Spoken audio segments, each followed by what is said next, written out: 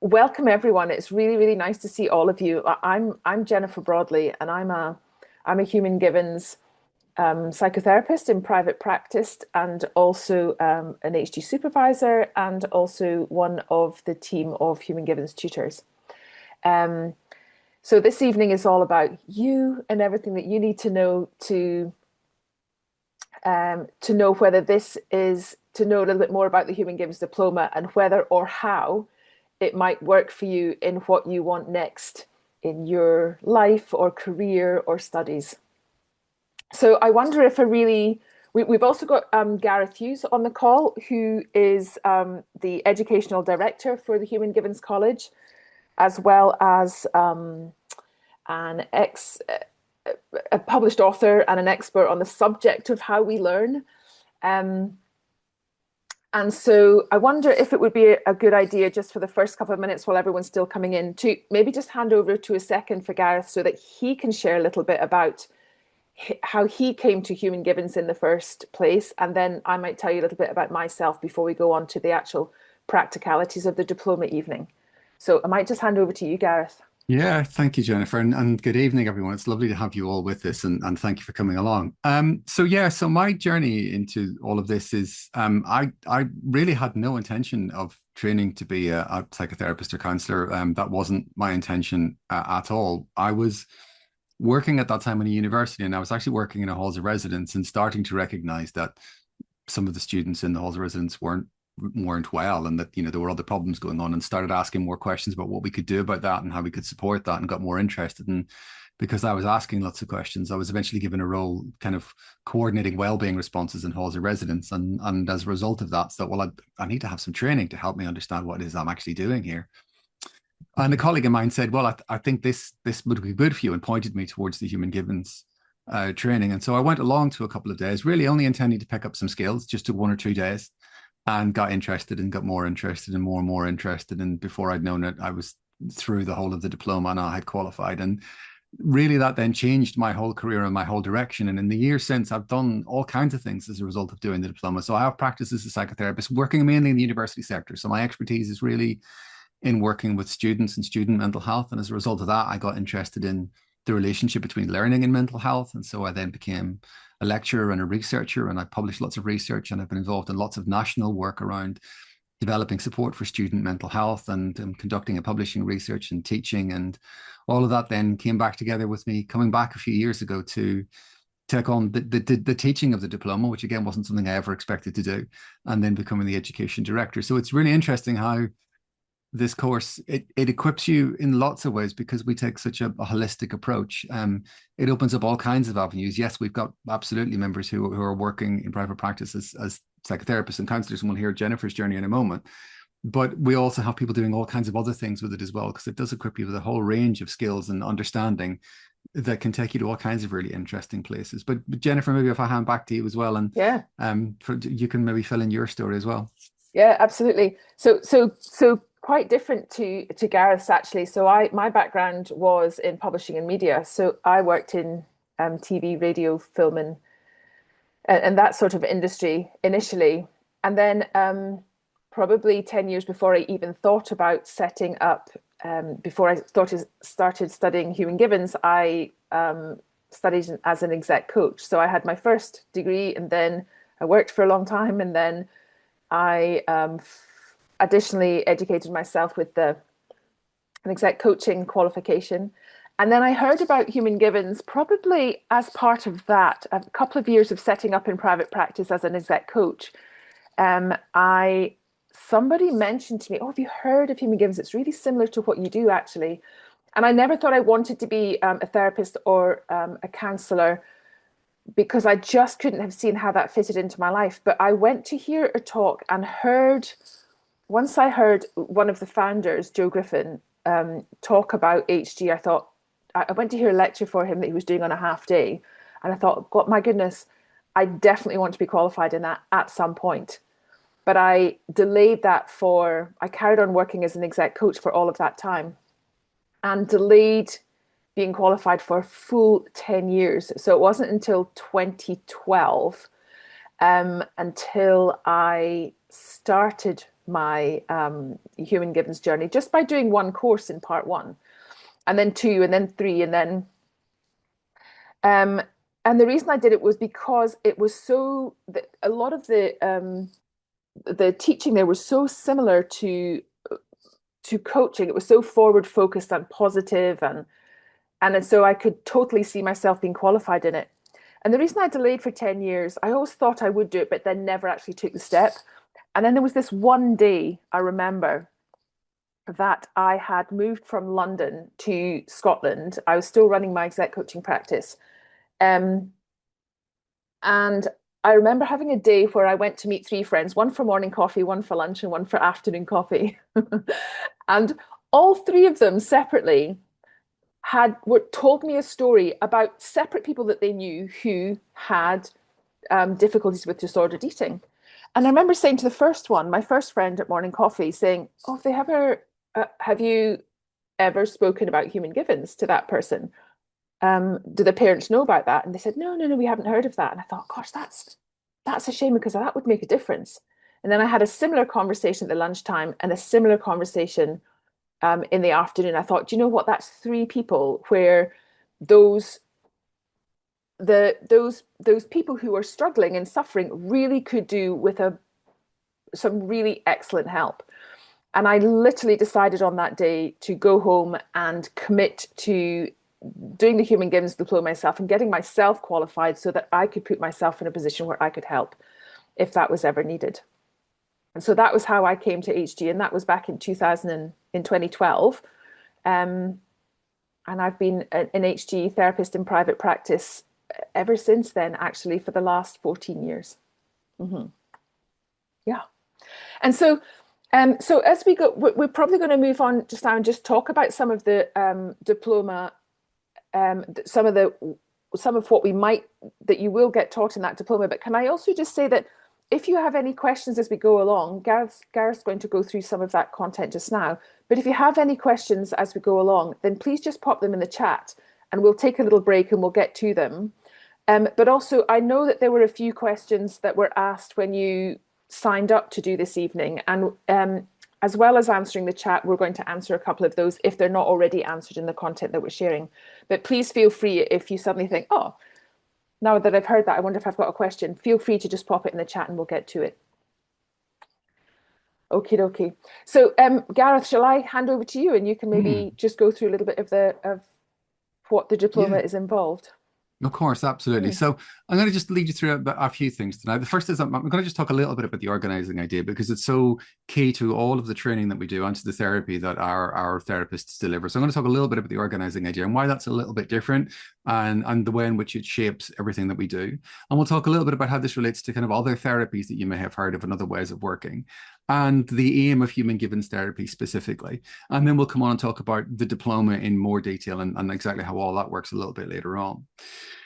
So if I start just about talking about the organizing idea. So a number of years ago, Joe Griffin, who Jennifer just mentioned, and Ivan Tyrrell, and a number of other people who were around at the time, like Denise Wynn, were mulling over a series of questions about mental health and about counselling and therapy.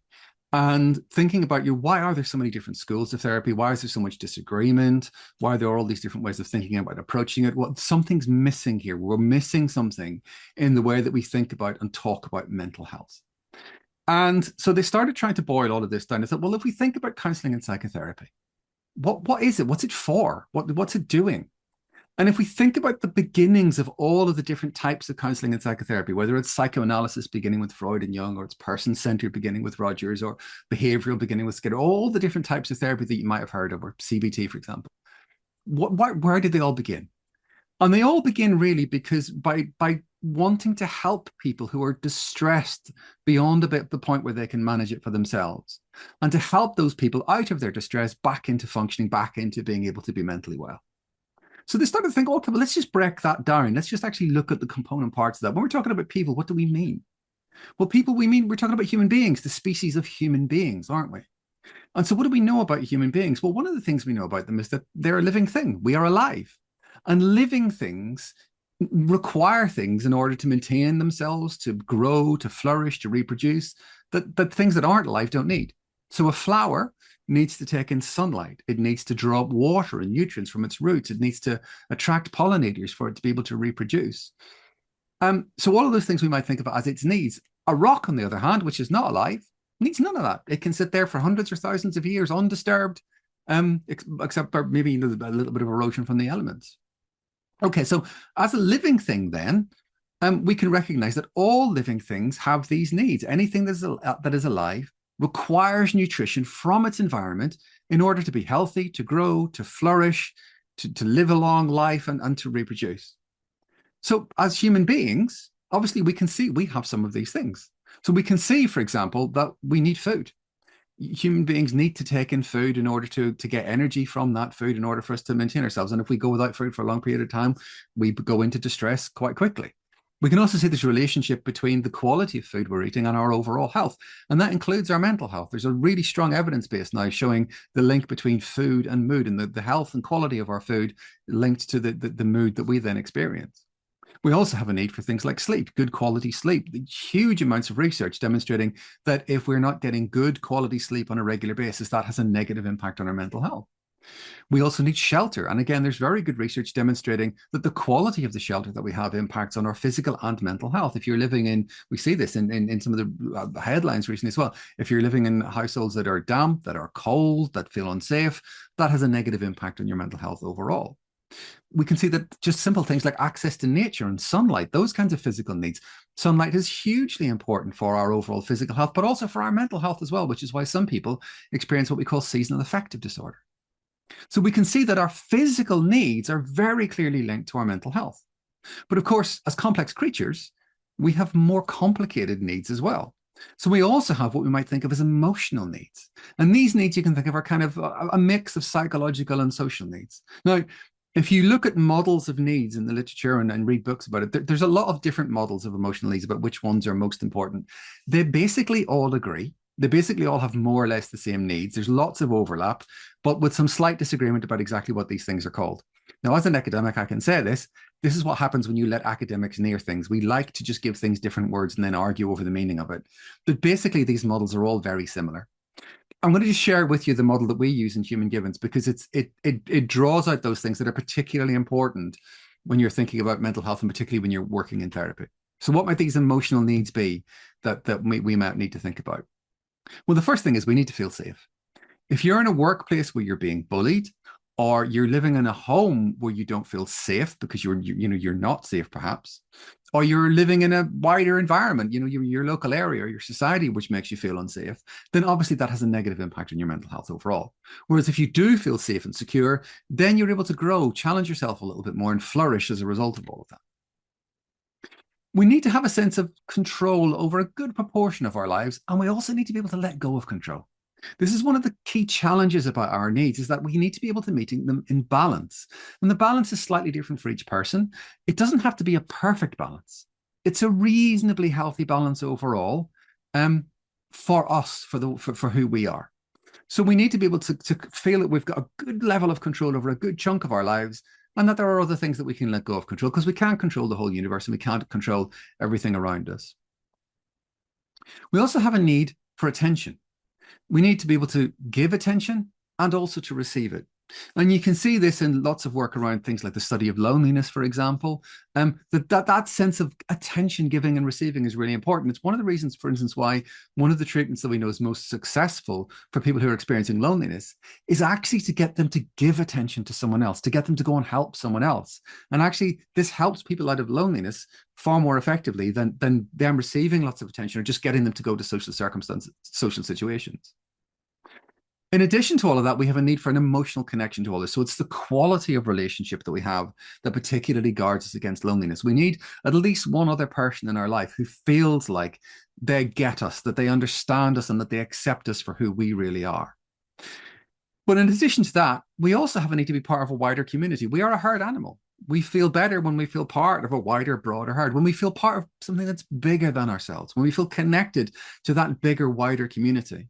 And this also has physical benefits. So one of the really interesting things about the research on these kinds of needs is that not only is it linked to physical health, it's also linked to things like how long we live and how healthy we are deep into our older age. And we can see that people who have a wider community and more social connection live longer and tend to stay healthier for longer, as well as being mentally more healthy.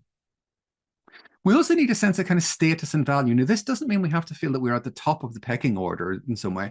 It means we have to feel that we have something of value, that we're contributing to our community or out into the world that is recognized by others, that's seen by others. Now, you can quite often see this working in the workplace after, for instance, appraisals or performance reviews. If people feel like at the end of it that actually all the work they've done that year hasn't really been noticed and hasn't really been appreciated, it can have a really negative, demotivating effect on them. Whereas if you feel your boss does recognize what you do and really appreciates it and sees it, that can have a really positive, motivating effect and make you feel better overall. We also linked to that in some ways is we need to feel that we're good at something.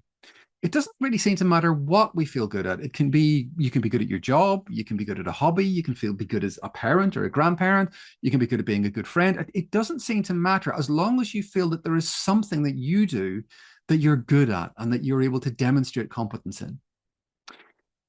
Now, I said earlier on, all of this is working in balance. And what you'll notice is that some of these needs pull against each other. So we do have all of those needs for social connection that I talked about earlier. And we also have a need to be able to withdraw. We need an opportunity to have space to ourselves as well.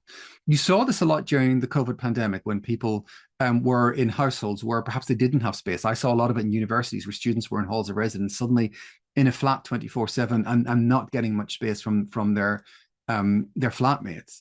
And actually that opportunity to get that moment of privacy, to get that space away is so important. And that's where you started seeing those articles about how people in prison or how people in submarines actually get their privacy. And on submarines, if someone's in their bunk with their head down, you don't interrupt them. You don't go and speak to them because it's recognized that's their moment of privacy. It's incredibly important to preserve that space because it's one of the things that we need.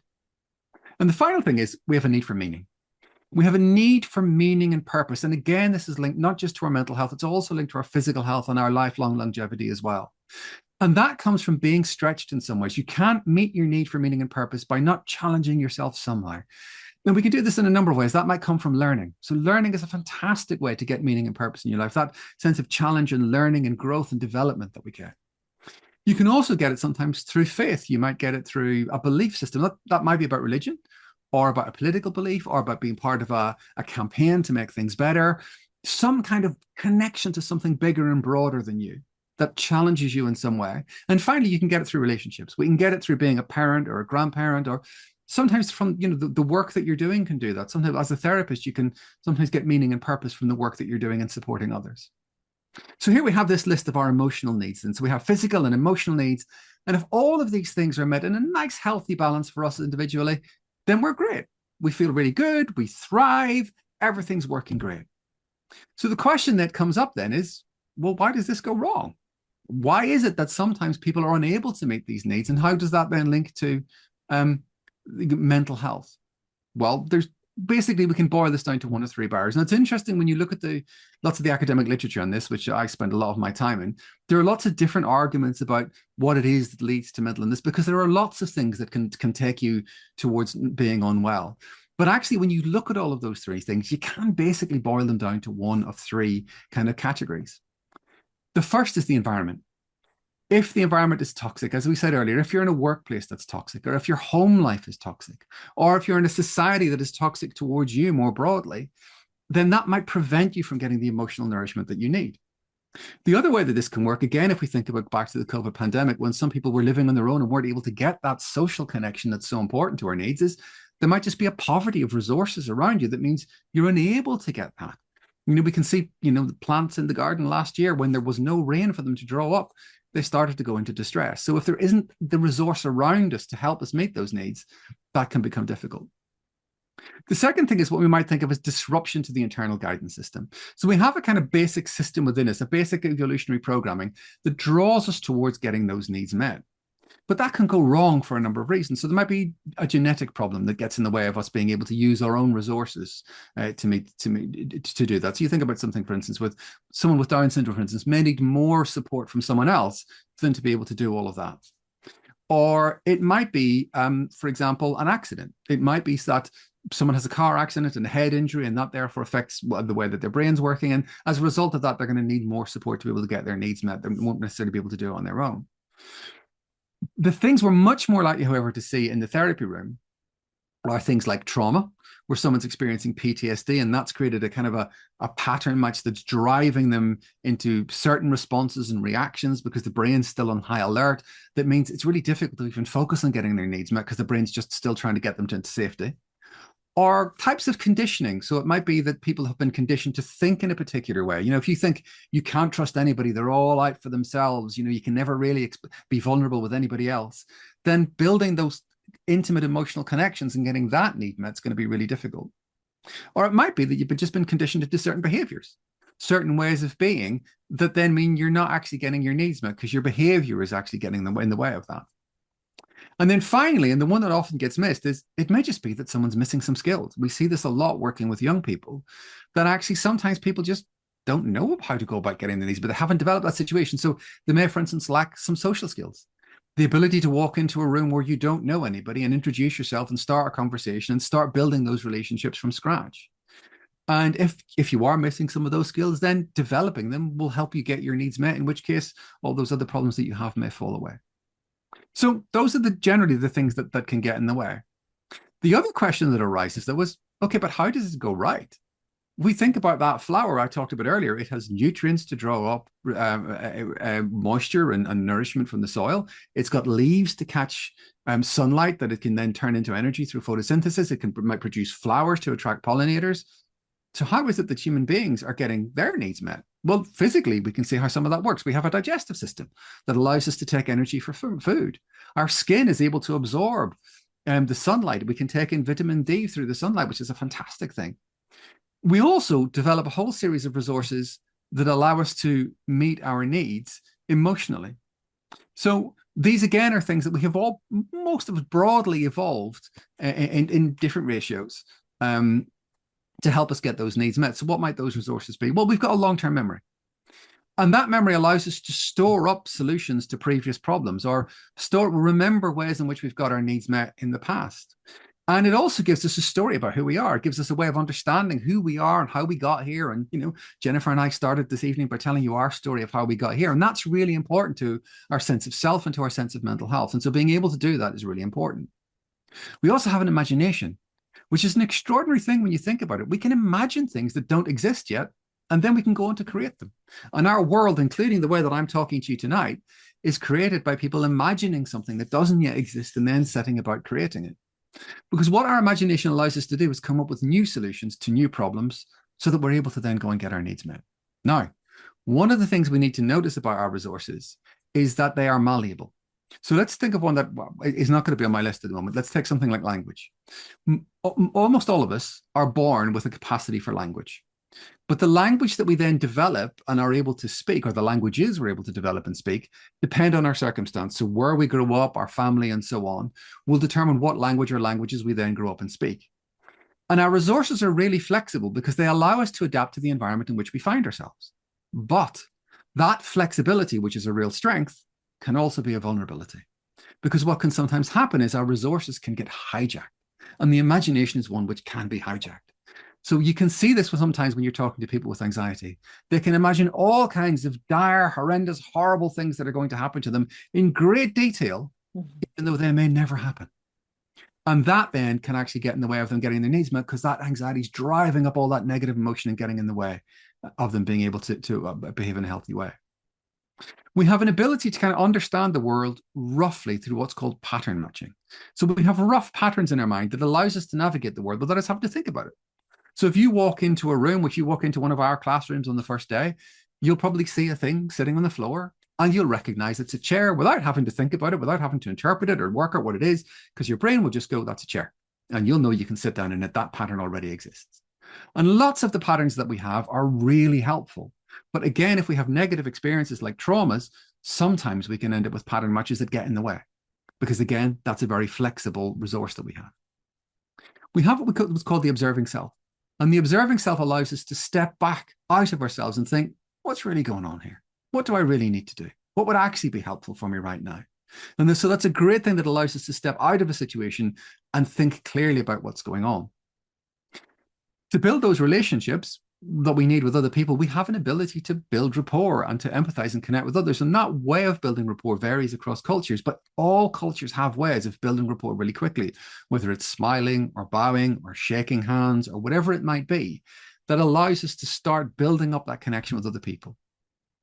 We have a rational mind that allows us to step back and check out our emotional responses. And alongside that, we have emotions and instincts, which are a really quick, ready guide that sometimes can keep us safe in really dangerous situations or might guide us towards doing things that are good for us. If we spend time with our friends and we enjoy it, we think, well, I want to do this again. Let's get together again soon. And then we're getting all those healthy social needs met as a result. And then finally, we have a brain that dreams. And what we know from lots of the work and lots of the research now in this is that in our dreaming, what happens is we are able to discharge unexpressed emotions, the emotions that we build up during the course of the day that haven't had a chance to act out and haven't anywhere to go. They're sitting in our system. And so we go to sleep and we dream in metaphors so we don't mix up our dreams with real life. And that discharges all of that emotion. So we wake up the next day and we feel refreshed. So if we're able to use these resources together, to get those needs met in a healthy way, we're able to flourish and be healthy and have good mental health and to live a good, happy life. But sometimes things go wrong, and one or more of those three barriers might get in the way and prevent us from being able to use our resources. And therefore, we're not able to get our needs met, and therefore we can become distressed, and that's when we become mentally unwell. But as therapists, therefore, our role is to help people develop the skills, the insight, the changes to rework those patterns, to help people get back to a point where they're able to use their resources in a healthy way to overcome those barriers and to get their needs met in a healthy balance for them. And if we're able to do that, then they can go out into their lives and not need us anymore, which is what we're always working for as therapists. So that's the basic organizing idea for Human Givens therapy. And I'll talk a little bit more about how that we integrate all of that into our therapy practice in a moment. But that's the thing that drives everything that we're doing. It's the foundation on which we teach. All of our therapy is based on trying to meet that basic way of working. So I will just pause there because I'm aware I've been talking for a while and I've covered quite a lot. So Jennifer, is there anything that's popped up in chat that's worth us there's a couple of picking up? things that have popped up actually. And some of them were in the questions before we came here, but actually the chat questions are a little bit about about the difference between the HG approach and psychotherapies, and the BACP, counselling and integrative psychotherapy. So the question is, what would be the difference between the HG approach to psychotherapy and the BACP counselling approaches?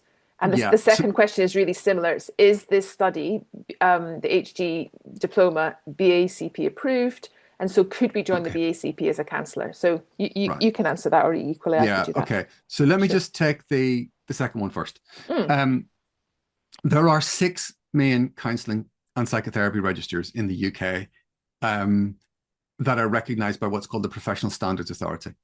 The BACP is one of them, and it's the largest, so it tends to be the one most people have heard of, but it's not the only one. There are others. So BACP, UKCP is another large one, NCPS is another large one. One of the 6 main ones is our register, which is the Human Givens Institute, which is the HGI. The 6 of us all work together. The 6 registers all work together. We're all part of what's called the Psychotherapy and Counselling Partnership Board.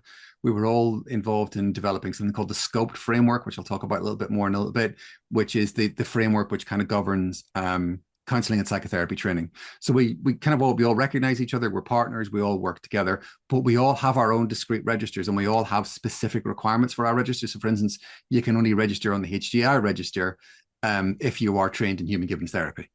BACP then have some of their own bits. So you wouldn't be able to go into the BACP register with this, but you also don't need to, because you would be joining the HGI register, which is on the same status and the same recognition, is regulated by the same government authority, and we are partners with BACP.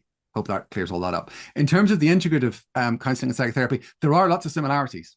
Okay, so we are drawing from some of it. We draw from a slightly wider base than most of those courses will draw from. So generally those courses, if I think about colleagues of mine who teach on those courses, they draw from psychoanalysis, person-centered counselling, and CBT. We draw from a slightly wider pool than that, actually a significantly wider pool than that in terms of some of the other therapies that we draw on as well.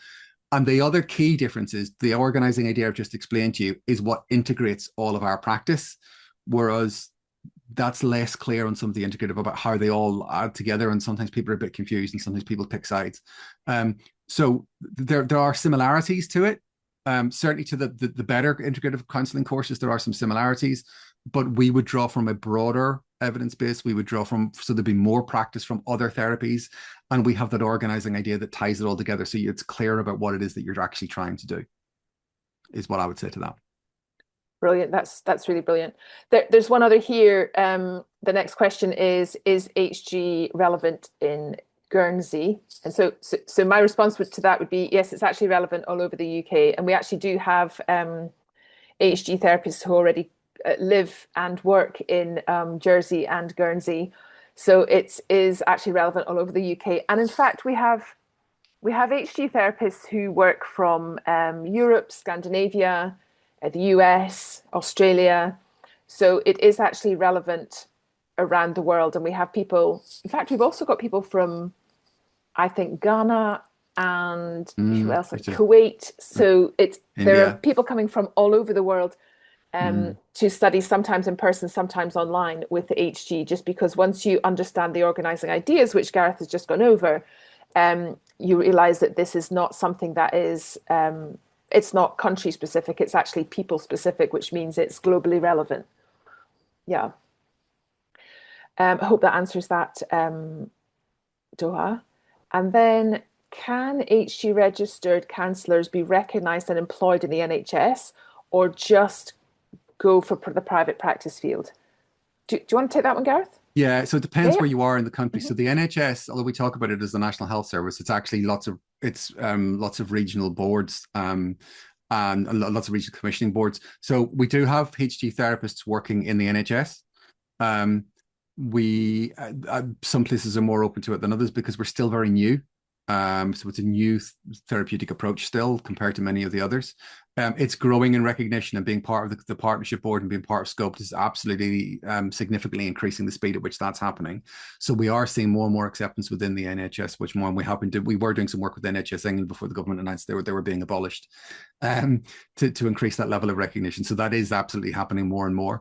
The difference is around what used to be called IAPT and is now called talking therapies. Because that's still very much they restrict to basically CBT, even though there's a very strong drive from lots of patients groups and lots of evidence-based researchers to say that they should be moving on from all of that. So for the moment, that's still has that wall around it. But we do have lots of people working within the NHS in different places across the UK, and actually in lots of different interesting places. So we've got some people, for instance, working in like pain clinics and working in like fertility clinics. And so there's some really interesting places where some of our members are working now as therapists. But it depends where you are, is the answer really. Yeah. Great. Chris, I'm just going to address those two things. Yes, I'm clear that Jersey and Guernsey aren't part of the UK and have your own laws and government. And that is, but we still have people practicing there. This is so a lot of the private practice work that a lot of our HG therapists do are not. We don't get a lot of our clients from the NHS. We don't look for them from there. They actually come in to seek support and help because of some of the things that Gareth has talked about earlier, so that they are suffering from various challenges where their emotional needs are not met healthily enough. And so that can include depression, anxiety, panic attacks, trauma, disordered eating, social anxiety, a whole range of mental and emotional health needs that they're seeking out fast, effective treatment for, because either they haven't been able to figure out a solution for that themselves, or they haven't been able to get the help that they need so far. So Chris, in your answer, I understand that the area that you live in has no NHS, but a lot of the other places that they're practicing around the world has no National Health Service either. And so this is relevant to any person who wants support and help for their emotional and mental health. So I hope that's helpful. There is another question, Gareth, which is, does HG training include supervision and practical experience development? Yes. Do you want to take that one? Yes, it does. Yeah, absolutely. Yes. So I'll come on and talk a little bit more about this, about where this all works. But yes, so at the later stages of this, there are You will be doing some work with clients. And yes, you are very closely supervised. We have a team of supervisors who are trained to specifically work with trainees. Jennifer is one of them. And so, yes, absolutely, that the supervision and practice is very much a part of all of this. And yet, in fact, you will not be able to go on to do your final assessment until you have been working enough with those clients and you have been able to demonstrate your skill to a significantly high enough level to your supervisor for you to be able to actually go and join that. So yeah, we'll come and talk about all of that in a little bit later on. Excellent. Do you want me to finish off this round of questions so far, Gareth, and then we can carry on with your presentation? Pick up the last couple, and then I'll okay, go cool. on from there. So the next one is so Archana, I think you've said, is BACP recognised in education? Can I work as a school, college, or counsellor? But this is so Human Givens itself is definitely recognised in education. Yes, you can work as a school, college, and counsellor, and we do have a range of HG therapists working in education already. So the answer to that is yes, in a range of ways. Eve saying, can't remember which question I sent in advance, but just in case, what role does the qualification lead to? So can you work as a counsellor? How easy is it to enter the field, assuming you have no other relevant experience? So that's the first of a few questions. Do you want to go for that one, Gareth?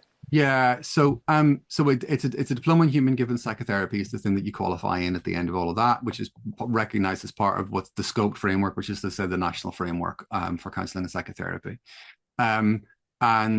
We do have people going and getting work in the field. We have people who go and set up in private practice. We have people who use it in all kinds of different ways, really. So yeah, it is possible. It's like any other training course. It depends what becomes available in your area and what you apply for and what they're looking for and all that kind of stuff. So, we can't guarantee that, but we do certainly know that those who go and work in private practice, I would say it's 18 months of really hard work at the beginning to get your private practice up and recognized. And actually, I would say from most of the students who I've seen come through over the last 5 years, once they're through those first 18 months, they then have a list that's too big for them. And they're generally having conversations with their supervisor about, what do I do? How do I triage this? Yeah. Because I can't actually take on everybody who's wanting an appointment with me. Because there's a known phenomenon in mental health, which is that when something works, it gets oversubscribed. And because many of our therapists are, they'll go out and they'll be effective by the time we finish with training you. Then people actually find benefit of it and get better, and then go and tell everybody else that they know, and then they come and want to see you as well, and it just kind of builds. Yeah, that's true. That's true, and that's certainly been my experience in private practice. I think, Eve, your next question was how employable are people with just this course and no other medical qualification? And I think Gareth's answer to that is from a private practice point of view, is that when you are effective at what you do, you are just employable and you're in demand. And so you don't need to have any other medical qualification beyond your Human Givens Diploma. But you also will find that the more clients you work with, the more experience you get, the more effective you get, the more people, the clients that you do have will go out and tell the story and say, I'd had treatment there. And then I came and found you, and I got the results that I wanted in a short amount of time. And it was, and it was a really positive experience. Eve, you're also asking what kind of pay can you expect if you become an HG counsellor? So, I mean, that's a huge range of that, and it really depends if you. And you're also asking, are there other kinds of jobs that you can do part-time or full-time? So the answer to that is that there's just a huge range, and it depends on two things. If you're in private practice, it depends on the fee that you charge and the number of clients that you see. Pretty much those are the two elements, and rising or dropping any of those will rise or drop your salary. But generally, HG therapists are charging somewhere between 75 and 125 per hour session, generally. And 75 would definitely be the lower range of that. And most can see somewhere between, I would say it's not difficult to have a practice where you see maybe 10 clients a week, but actually it is also very doable to see I would say considerably more than that, up to 20 perhaps. So it's anything from, if you imagine, the lowest range of that would, let's call it £75 times 10, or the top range of that would be 125 times, anywhere from 10 to 20. So I do have one of my supervisees who moved from teaching, and she'd been a teacher for maybe 20, 25 years. And even with the decent salary that she got, was also saying that as far as quality of life, she was working evenings and weekends, and then the Sunday night stress would come in, and she would say, I've still got to do 3 hours to prepare for this upcoming week. And a year down the line, maybe we're at 14 months now, she's worked really hard, to be fair. She's followed up with a lot of marketing things that we've talked about, and she is at a stage where she is matching what her historic salary was as far as turnover, not yet income. So we've got to understand the difference between turnover and income, and what you actually take home and what you pay tax on. But she is very, very pleased about that. So it's not a hugely difficult thing to do when you follow the guidance that you're kind of given for private practice. However, there are many, many different ways to use your Human Givens Diploma in many different sectors. So you don't have to be fully in private practice. You could work also partly in a salary job and partly in private practice. So the combination is absolutely open to anyone who, wants to take their time at changing their career, if that's what you would study for. Mm-hmm. We do have people who work, I've never done private practice work. I've always worked. So I was working as a psychotherapist in a university. So there are university counselling services, and we've got colleagues working in charities and counselling roles. We've got colleagues working in larger private practices, people working in GP surgeries and things like that. So there are absolutely roles out there. The pay varies enormously depending on the kind of work that you're doing, where you are in the country as well, makes a huge difference to it. So and I would also say that a lot of people do mix stuff up. So we've got lots of people who do, like, may do some training work that they deliver, or some consultancy work that they do, or the work that I do. I work in research, and I do a lot of work with a charity in the university sector, help kind of campaigning around mental health. So there's lots of kind of things that people marry up with this, using the same knowledge and the same skills. Shall I pick up from there and move along? Yeah. Do you want to carry on, and then we'll when we've got the next question section, we'll make sure that we answer all these before we conclude. Yeah. You go on. So the diploma itself, one of the things we've tried really hard to do is to make access to the profession as accessible as possible. And so part of what we're doing is we make the course really flexible and as possible, so that as much as you can actually fit it around your life. That means there's also some flexibility over how long you take to do it. Generally, I would say it's 2 to 3 years. 2 is probably the minimum, really. 3, but again, we can extend it depending on what's going on in your life. So we can work with you around all of that. It is once you've completed the diploma, so you can join our professional register. That's accredited with the Professional Standards Authority for Health and Social Care. That's the official government body that regulates health registers. And as I say, it's recognised within the SCOPE framework, which is the framework for psychotherapy, counselling and training in the UK. So the way this works is there are kind of 3 parts and one part with 2 bits in it. So part 1 is your introduction. Now, it's really important to also say that we have designed this because we know that people are coming in at different levels. And some of you may have done nothing to do with psychotherapy and counselling before, or any mental health work before. You might be coming completely fresh, as Jennifer and I both were, having not done anything like this before, and so needing to start at ground level. So we start you at ground level and build up. So we have in-person workshops and some online courses to supplement all of that. We have a reading list. You don't have to read everything that's on there, but we do recommend you do your work. You work your way through a good chunk of that, because that's really important. And then on those part 1 courses, we start building your skills practice. We start working on your skills in those classes as well. That leads up to you then doing part 2. Part 2 is kind of at the heart of the diploma, and that's where everything then from part 1 gets pulled together, and we start building up your knowledge and your practice much more, so that you're ready then at the end of part 2 to actually start working as a trainee in practice with clients. So we provide you with a very hefty diploma manual. There's a 2-week course, so it's 2 separate weeks. They're quite intense, those weeks. They're quite long as well. The days are quite long. There's a written exam at the end of all of that, and that's the first assessment that you will have to complete in order to be able to move on. We also do some ongoing assessment during the course of those 2 weeks, also of your skill and how well you work with other people and everything else, to make sure that you're ready to kind of go and do that work with the public. When you pass all of those assessments, then you start working towards the public, which is what we call 3A. So this is the placement work. You'll join the HGI as a trainee at that point, and you will start working with a supervisor. So there's a number of supervisors who do this, and we don't assign them to you. We kind of point you towards them and recommend that you kind of work through, meet 2 or 3 of them, pick a supervisor who's right for you, because that relationship's really important. So if we were to appoint somebody who was wrong for you, that would be a really negative thing. So we want you to work with somebody who's right, and then you start doing therapy that's suitable for you at that point. So we put an absolute limit on what you're able to work with at that point. So it's mild to moderate. It's mild to moderate things like anxiety presentations, mild to moderate depression, things like phobias, single small traumas, so that you can get some practice in, so that you're not working with anything that's beyond your competence, and so that it allows you to learn and actually get your skills in place. As you come towards the end of that, you will have to then demonstrate to your supervisor that you are ready to then move on to your final assessment.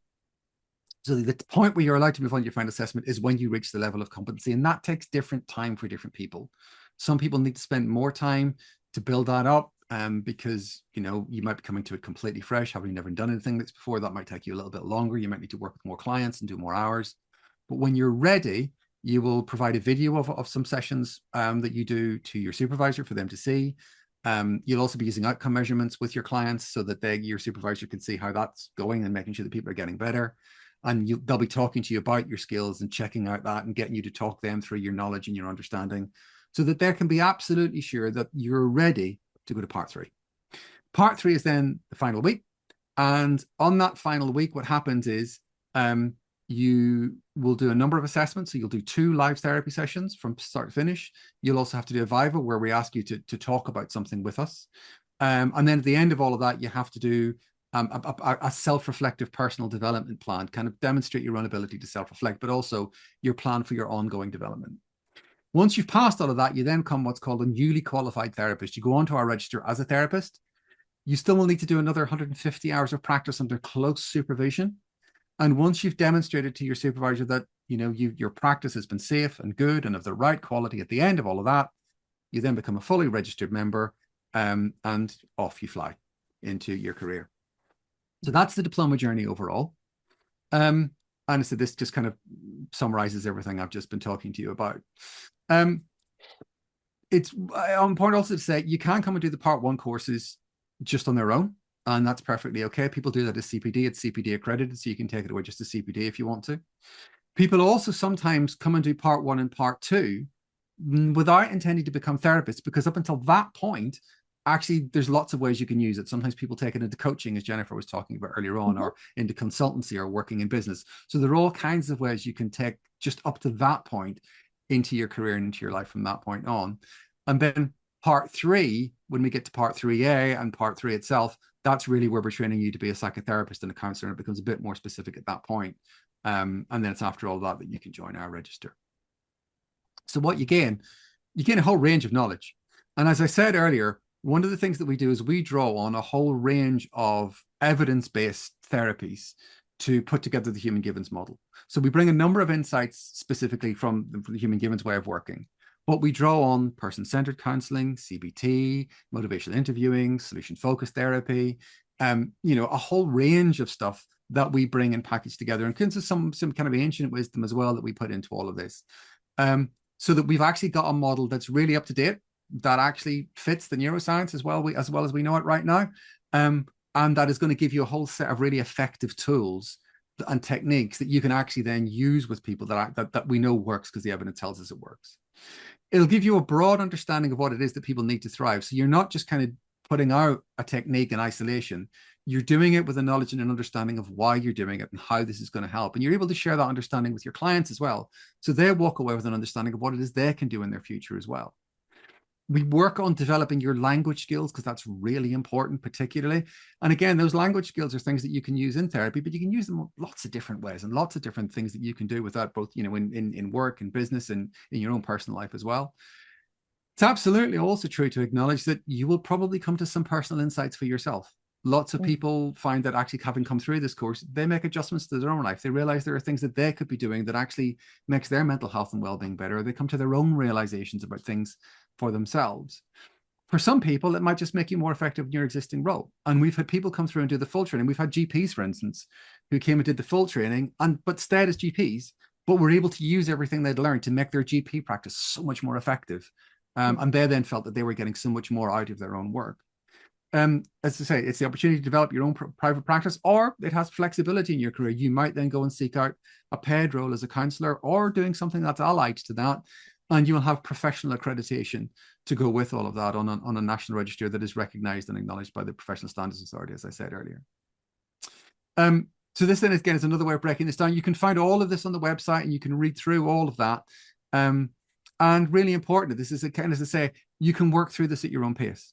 What we do recommend doing, if you are interested in this, is come and do 1 or 2 days of the in-person workshops.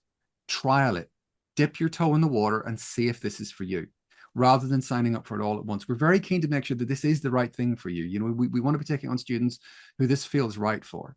So come and just try out 1 or 2 of those days. We frequently say that, you know, if you want to start with the therapeutic power of language, because that's our kind of introductory course that actually looks at how therapy works and how it speaks. And that's a good one to start with. But start with some of our in-person part 1 courses and see what you think. And then if you feel like, yeah, this is right for me, then you can sign up for the other courses, and then you can look towards signing up for part 2 when you've completed part 1. So let me pause there again and see if we have any more questions coming through.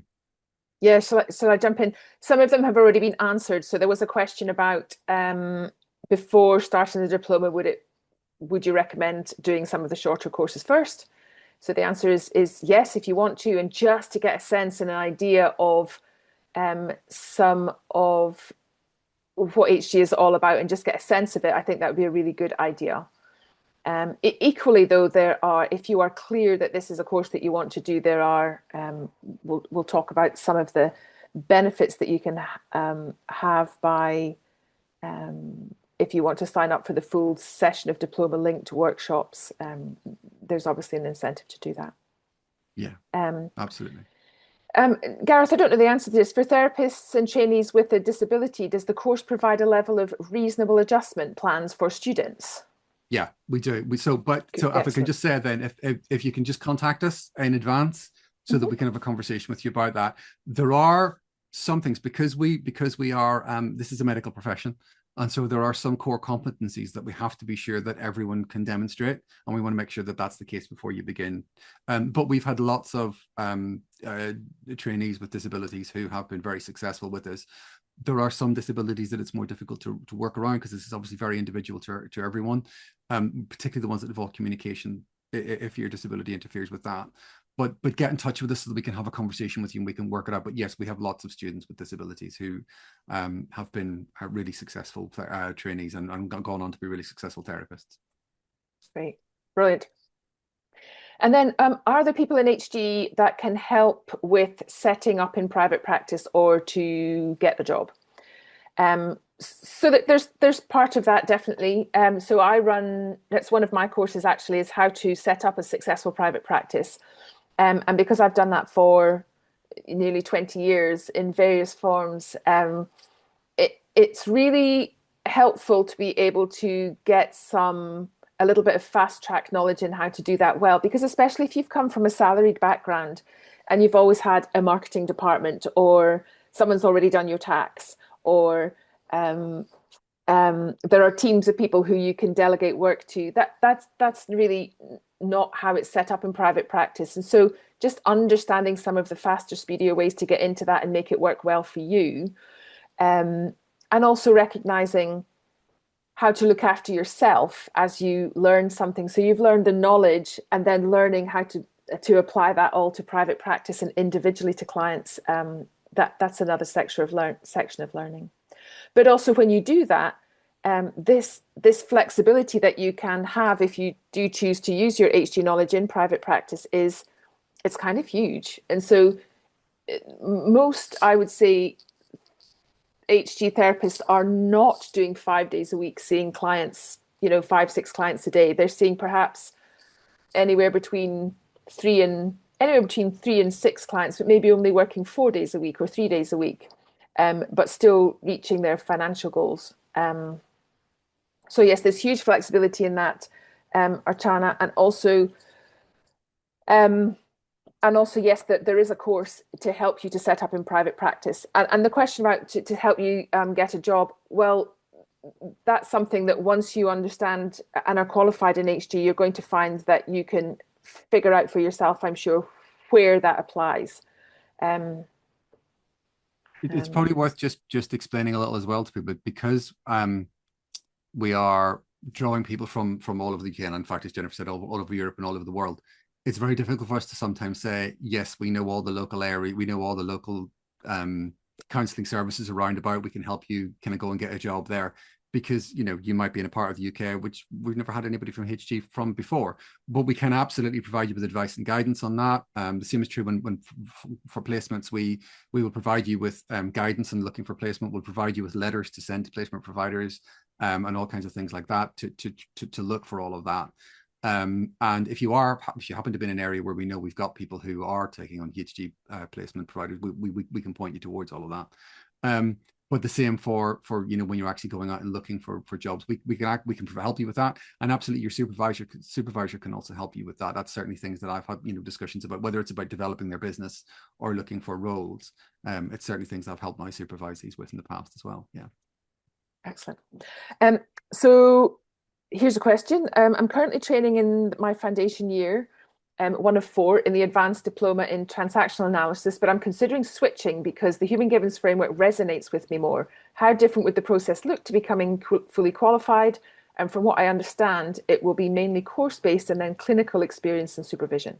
Yeah, so you're roughly right. So that process that I just set out would be that you would do the part 1 there. So you would do the online courses, and you would do the in-person part 1s. Then you come on the in-person part 2. Then you do your clinical practice, and then you do the final teaching. Because that part 3, I should have also said, we do a lot of teaching in that week too. So that part 3, teaching and assessment, and that's the structure that you would be going through. So that's maybe a little bit different, but a lot of counselling therapy courses have that kind of structure to them. So it's not a million miles away from what you would be finding elsewhere, I don't think. Yeah, good. Question is, generally, how long does it take to complete the course? So I would say 2 to 3 years is what we see, and that depends on a number of things, really, people's own life circumstances, but also things like your own aptitude and how long you need to kind of work on developing your skills. All of those kinds of things can make a difference. So, and again, because we're being flexible, we're fitting around people's lives. We're very often, most of our trainees are doing this alongside, a job, caring responsibilities, families, all of those kinds of stuff. So we have a deliberately very flexible course that allows it to fit around people. But I would say in general, it's 2 to 3 years is what we see most. Yeah, brilliant. And then the next question is, please can we know the structure and the costs? And so that's already been outlined. Gareth has left that. Gareth had that slide there, but also we're going to send out a pile of information which will also outline the cost for part 1 and 2 and 3. But just as a guide, so part 1 is 18 courses. Some are most are 1 day. There's a couple that are 2-day courses. 8 of them are online, 10 of them are in person, and that summary to pay for all those courses themselves is just under £4,000. It's £3,912. So that would be part 1 complete for just under £4,000. Part 2 is 2 1-week intensives, and the cost for that is just over £4,000, so £4,385. And those 2 1-week intensives are about a month apart. And so you wouldn't do those both at the same time. And then part 3 takes as long as it takes. So sometimes it can take a year, sometimes it can take a little bit longer, a little bit shorter than that. But when you came to sit your part 3, which is another 1 week, a full 1 week, it is 1,992, so just under 2,000. So altogether, over a period of 2 to 3 years to sit that, you're looking at somewhere around 4, 8, 10, maybe 10,000. Um, and for some of the days, if you're having to travel, so just to add to that, to be realistic, if you're having to travel to wherever the in-person courses are, Bristol or London or Leads. Leeds, then if you're not from those places, then you would have to you fund your own travel and wherever you're going to stay to do those courses. Okay. Um, how do you find practice clients? Ah, okay. Do you want to take that one, Gareth, or shall I? Yeah, so it's arranged. So we, as much as possible, we'll help you find, somewhere that you can go where you can do it in placement. Sometimes that can be a little bit tricky depending where you are in the country, in which case we'll work with you individually to help you find that under close supervision. But we'll work with you through that. It partly depends on where you are and what opportunities there are and things like that. But we've had people doing this through GP surgeries. Actually, GP surgeries are often quite open to that. We've had people doing it in schools, with charities, sometimes with community organizations. Quite often, lots of those organizations who maybe don't have a counselor or therapist already will be willing to have someone in to do it like that. So there's a number of different ways in which we can do that, but we'll work all of that through with you when you're coming towards that part in the course. In part two, we talk it all through with you in detail, and then we can work it through with you individually. And again, as I say, your supervisor will work with you specifically individually, depending on your personal circumstances and where you are. Yeah, and I know certainly for my own supervisees, I often they are finding, so you wouldn't in part three work with anyone that you know, so no friends or family, anyone that you know personally, but you can certainly work with friends and family of friends and family.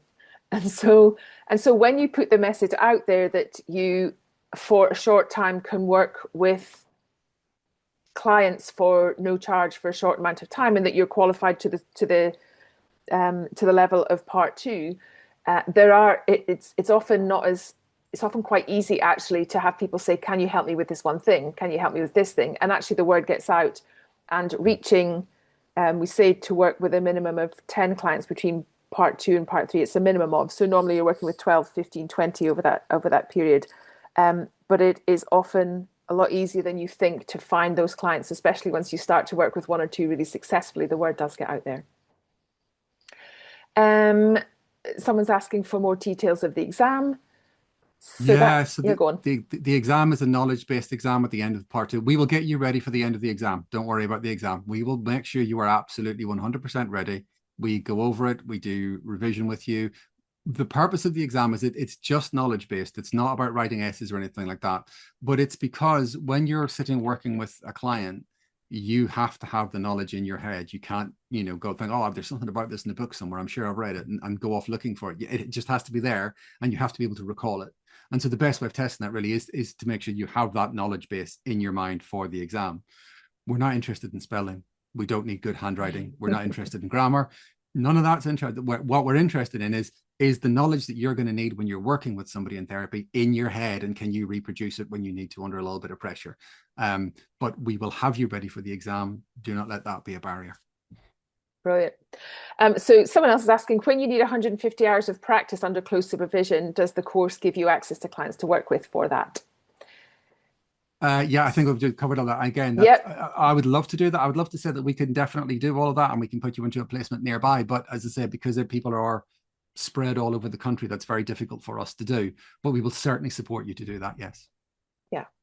And also, I think once between parts 2 and 3, when you work with your minimum of 10 clients, 12, 15 clients, however that many turns out to be, the 150 hours comes after that. So once you are qualified at part 3, and then it's close supervision for the next 150 hours of client work.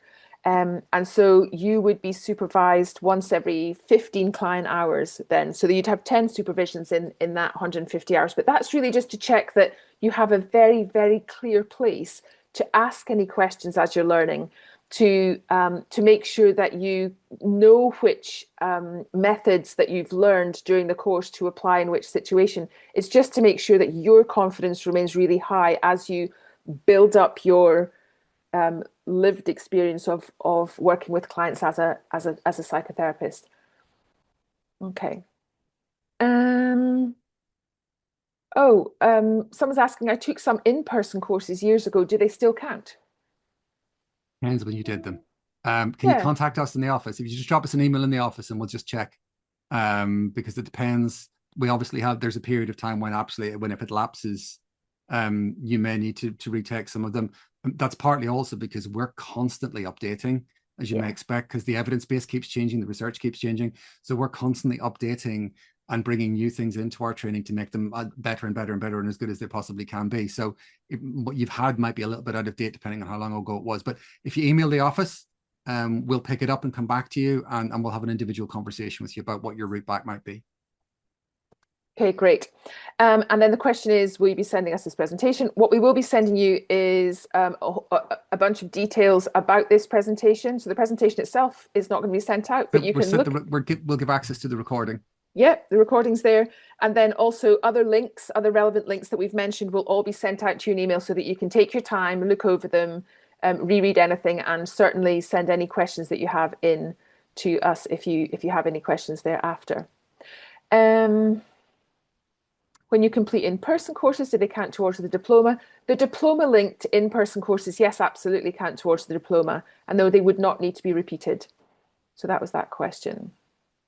Yes, you'll need to go over this presentation again. That's fine because you can look at the recording. Are there assessments at the end of each of the Part 1 courses?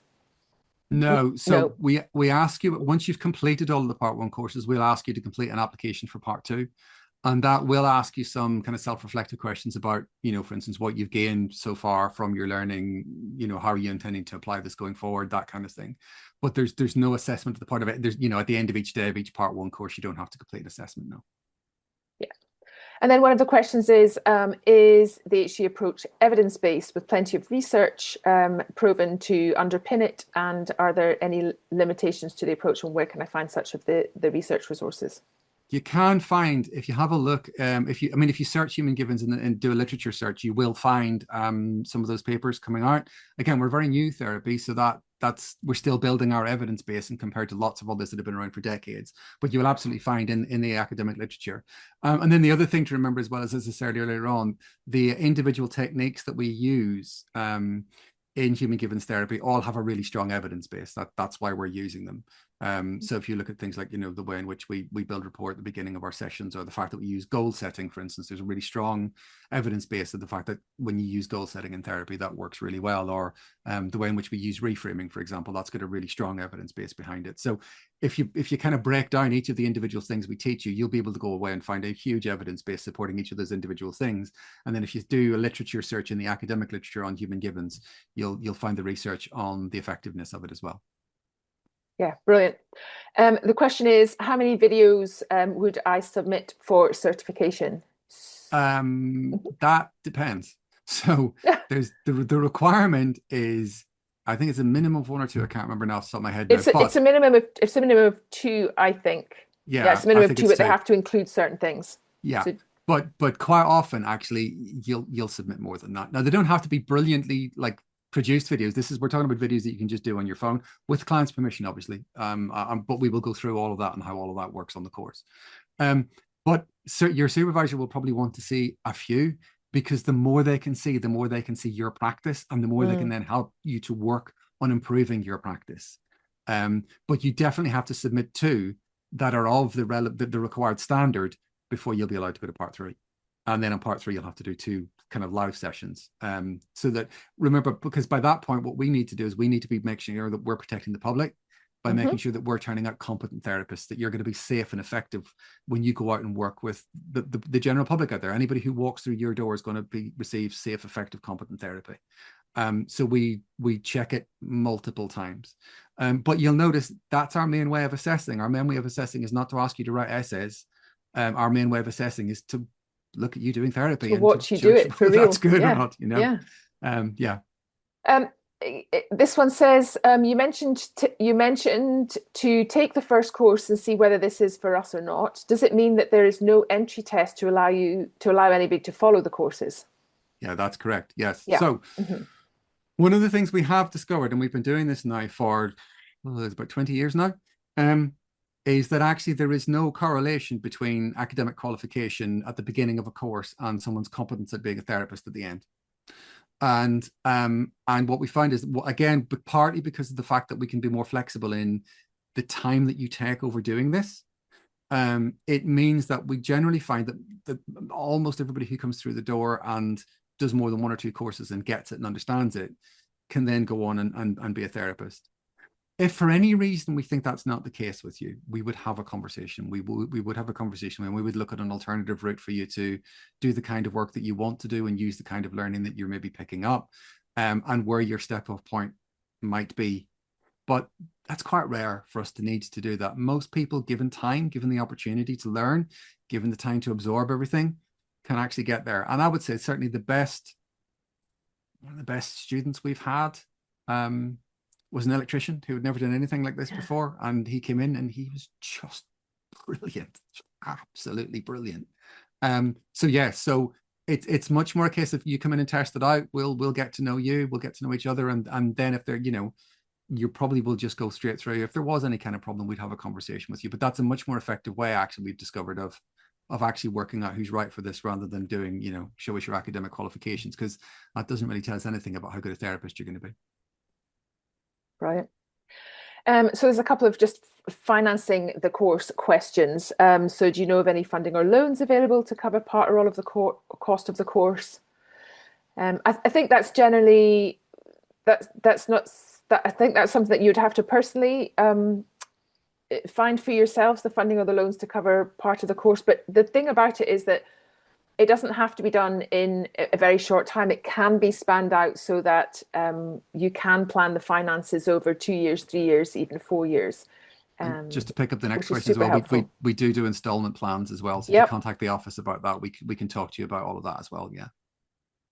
And then I'm in Northern Ireland and wondering if ongoing supervision is possible here. Can it be offered online? The answer is yes. I do a lot of supervision online. In fact, my full private practice is online, and so it doesn't matter where. I also have other people that are from, studying in different countries around the world, from Asia, from areas further afield than that. So absolutely yes is the answer to that. You can have supervision online. Yes. Also to say, Wendy, we have a very healthy HG community in Northern Ireland as well. Yes. So it would be lovely to have you along to somebody else from back home. Yeah. So look, we've only got a couple of minutes left before we're going to close for this evening. So let me just find one last question, just to clarify. Yeah, there's no time scale to completing it. 2 to 4 years is recommended, but if the course is done if you finish the course in 2026, you can still, so the 2 to 4 years thing is about right. Yeah. So part one, you can do anywhere between, might take you 6 months to a year, maybe a little bit longer than that. And then there's the part two after that, which you can do sometime, I would say around a year and a half, 2 years. And then it might take you, I would say,